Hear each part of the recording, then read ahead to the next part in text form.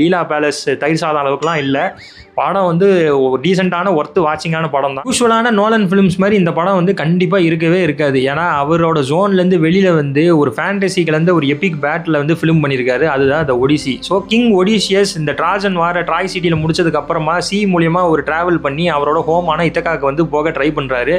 So இந்த C travel பண்ணுறப்போ அவரும் அவரோட குரூ மெம்பர்ஸும் என்னென்ன சேலஞ்சஸ் ஃபேஸ் பண்ணுறாங்க both mentally as well as physically அப்படிங்கிறத ஒரு ஃபேண்டசி கலந்து இந்த ஏலியன்ஸ் மான்ஸ்டர்ஸ் மேஜிக்ன்ட்டு நிறைய விஷயத்தை வந்து இந்த படத்தில் வந்து ஃபர்ஸ்ட் ஹாஃபில் வந்து பண்ணியிருக்காங்க. நல்ல ஒரு டீசெண்டான ஸ்க்ரீன் பிளே, ஒரு டீசெண்டாக கிரிப் பண்ணுது ஆடியன்ஸை.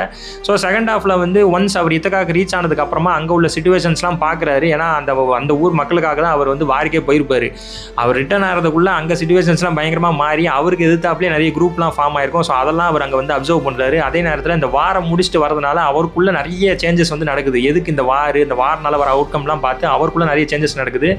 ஸோ இதெல்லாம் வந்து அவர் வச்சுக்கிட்டு இந்த இத்தகா சிட்டியில் வந்து ஒரு பயங்கரமான ஒரு சண்டை நடக்குது லாஸ்ட் 10-15 மினிட்ஸ். அதெல்லாம் பண்ணி முடிச்சதுக்கு அப்புறமா அந்த சிட்டியும் கொஞ்சம் ரீஃபார்ம் பண்ணுறாரு. ஸோ இதுதான் இந்த பட கதை. நல்ல எமோஷ்னலாக பயங்கரமாக வந்து ஒரு ஸ்க்ரீன் பிளேவும் பண்ணியிருக்காங்க. ரொம்ப பயங்கரமான இந்த ஃபைட்ஸ்லாம் இருக்காது. ஸோ ஃபர்ஸ்ட் ஹாஃபில் அந்த ஃபேண்டசி கலந்து ஃபைட்ஸு, ஸோ செகண்ட் ஹாஃபில் ஒரு கொஞ்சம் இந்த ரியல் ஃபைட்ஸ்லாம் வந்து காமிச்சிருக்காங்க.